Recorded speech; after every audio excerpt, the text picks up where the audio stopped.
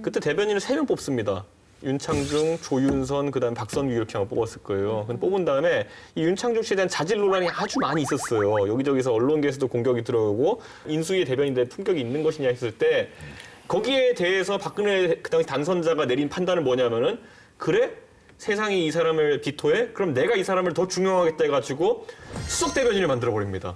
그걸 보면서 인사 체계라는 게 보면 검증의 체계라는 게 그때 상당히 부실했다는 것이 드러났었기 때문에 박 대통령을 지지했던 사람, 왜냐하면 그때 51.6 대 48의 아주 박빙 선거였기 때문에 어쨌든 상대편을 포용하지 않고는 정치를 할 수 없는 상황이었는데도 불구하고 아주 상대편에 대해 가지고 심장을 난도질했던 사람들을 대변인으로 뽑았다는 것. 그게 굉장히 마음 아팠던 거죠. 인사 시스템이 아니라 인사 권자의 문제. 즉 박근혜 대통령이라는 개인의 문제가 있는데 자기 대변인이거든요. 그러면 윤창중 씨 얼굴이 박근혜 대통령 얼굴에 이렇게 겹쳐지는 거예요. 그리고 겹쳐진 그 얼굴에서 무슨 말이 더러운 안철수, 정치적 창녀 이런 말이 막 쏟아져 나왔다니까요.